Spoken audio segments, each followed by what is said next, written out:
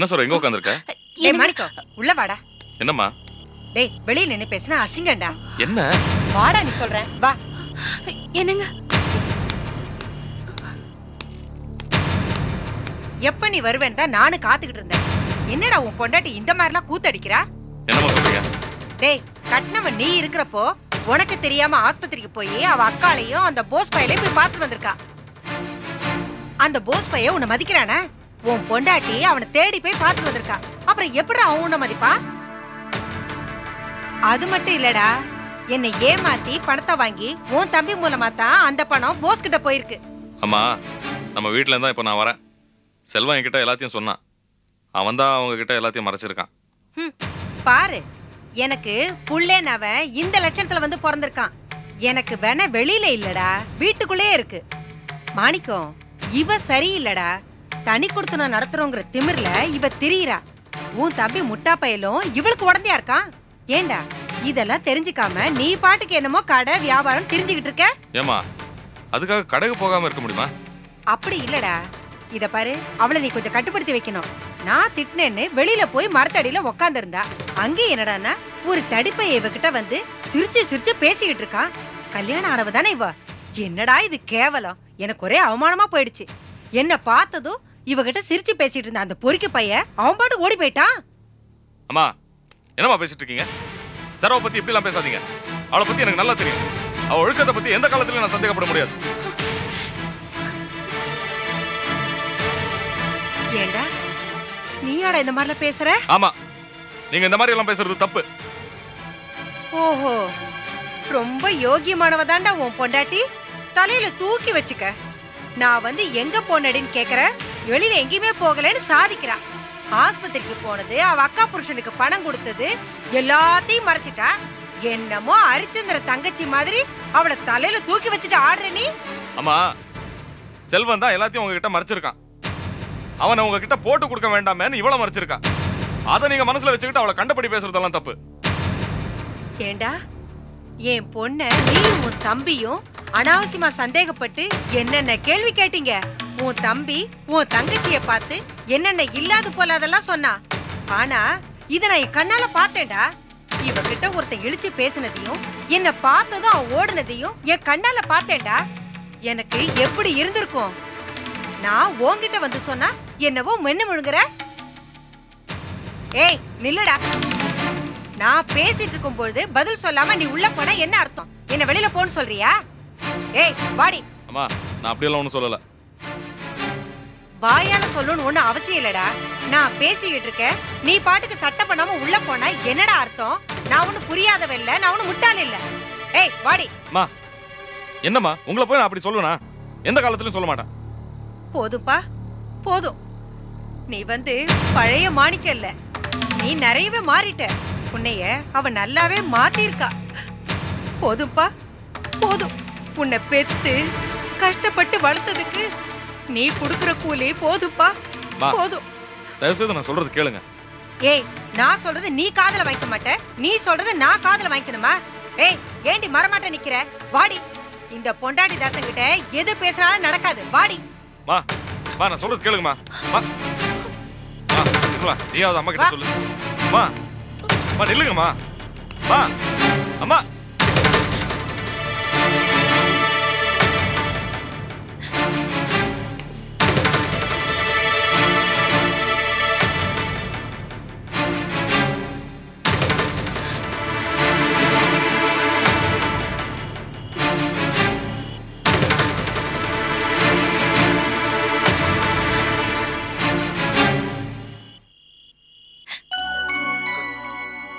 ரொம்ப நன்றிங்க.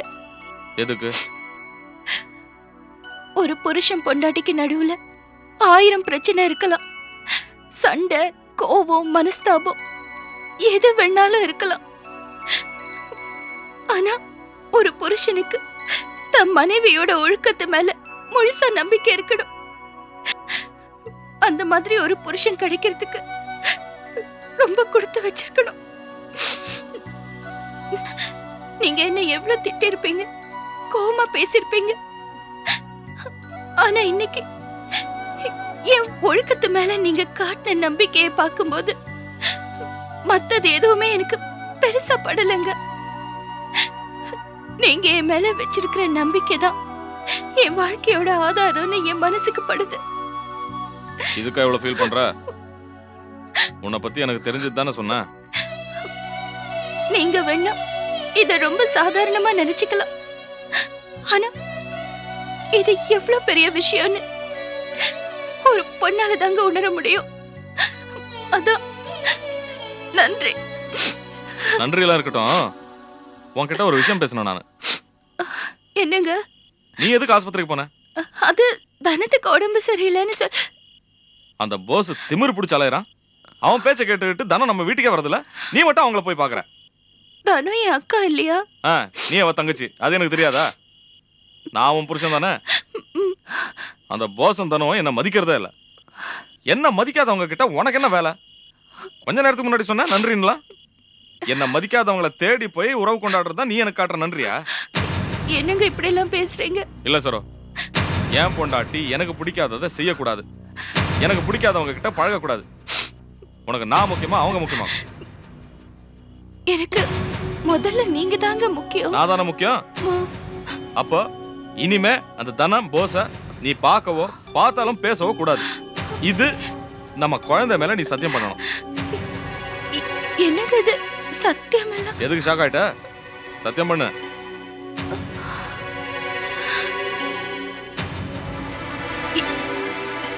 என் வயித்துல இருக்கிற குழந்தை மேல அது எவ்வளவு பெரிய விஷயமா இருந்தாலும் என்னால சத்தியம் பண்ண முடியாதுங்க.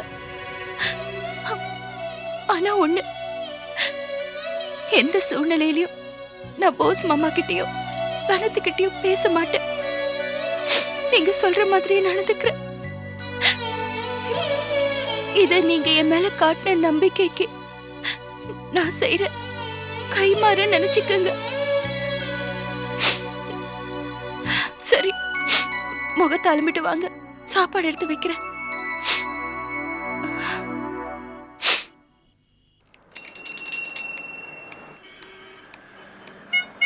ஒரு ஃபோன் பண்ணிக்கமா.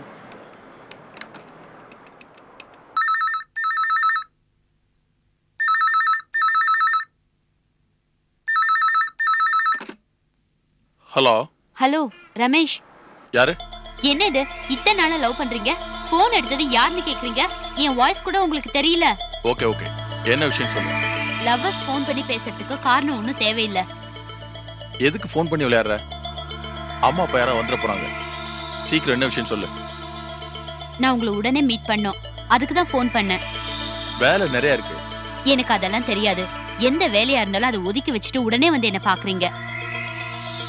என்ன நீ இப்படி சொன்னா எப்படி? நீங்க வரேன்னு சொல்ற வரைக்கும் நான் போனை கீழே வைக்க மாட்டேன். ஓகே ஓகே, வரேன்.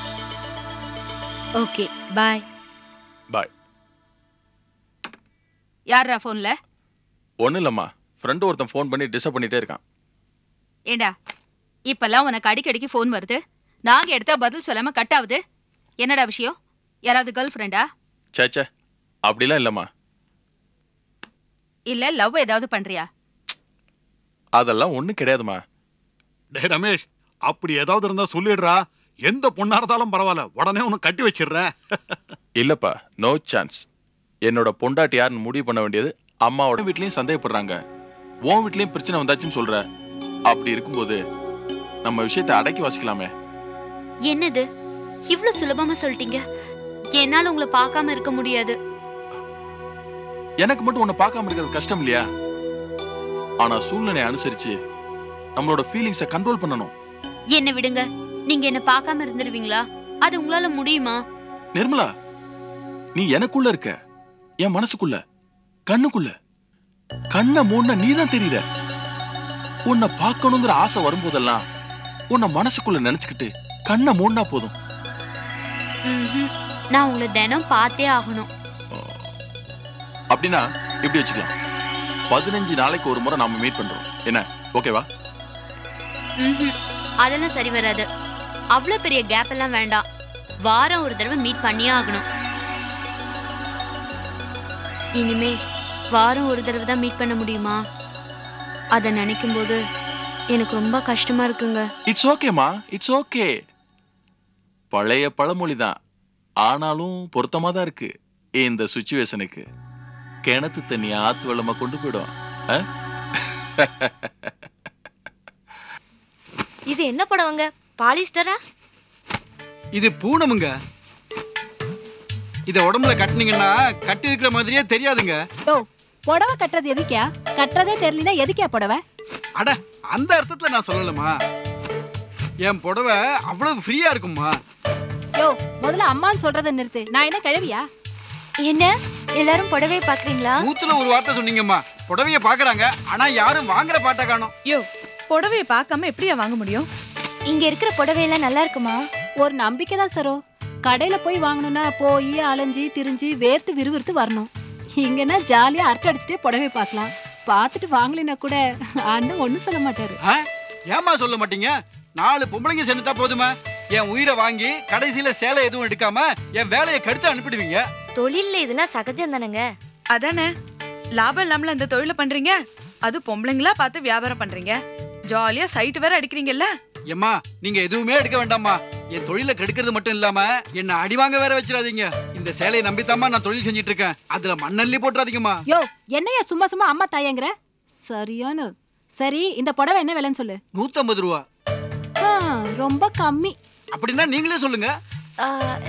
நான் கேக்குறேன், ஒரு 125 ரூபான்னு கொடுங்க. என்ன சரோ இப்படியா கேக்குறது?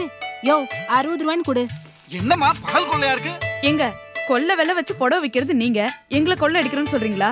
ஏய் சாரோக்கா கேக்குறது சரியான விலை தானே, இப்படியே அடிமாட்டு விலை கேக்குறது? ஏய் நீ சும்மா ரெடி. 6 மாசத்துக்கு முன்னாடி இவர் கொடுத்த புடவை கிழிஞ்சு போய் அது இப்ப கறி துணியா யூஸ் பண்ணிட்டு இருக்கோம். ஏம்மா அது காட்டன் துணி, பதமா துவைக்கணும். கல்லுல தாறு மாற அடிச்சு கிழிச்சிங்கன்னா அதுக்கு நான் என்ன பண்ண முடியும்? என்ன ஒரே கூட்டமா இருக்கு?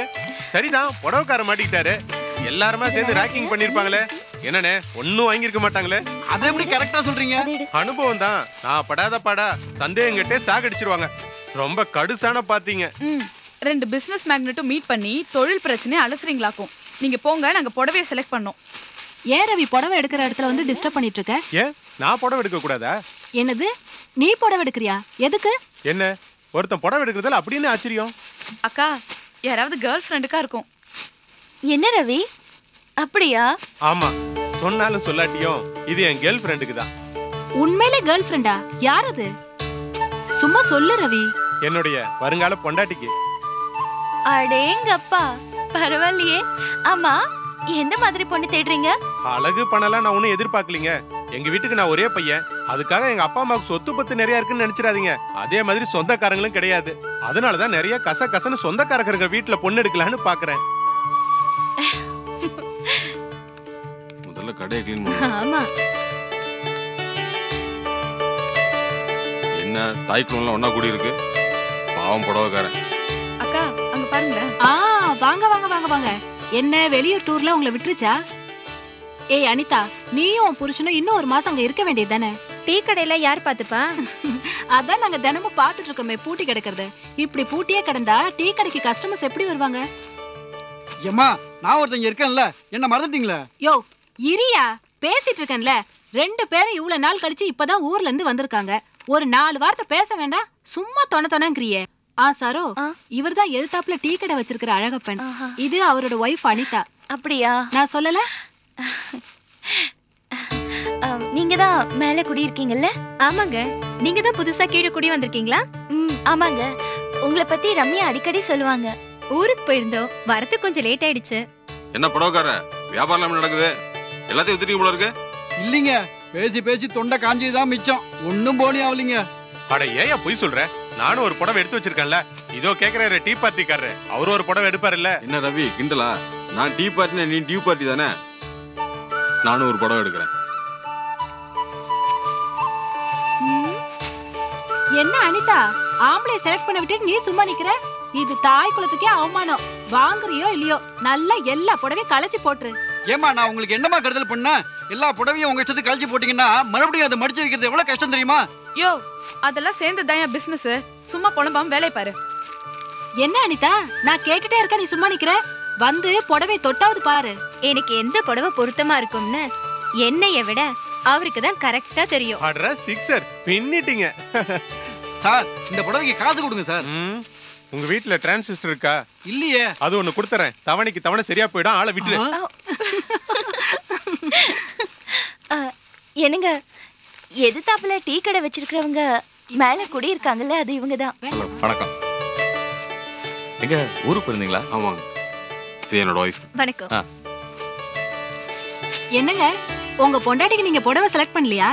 பொண்டாட்டிய செலக்ட் பண்றது மட்டும் தான் நம்ம வேலை, மத்ததெல்லாம் அவ செலக்ஷன் தான்.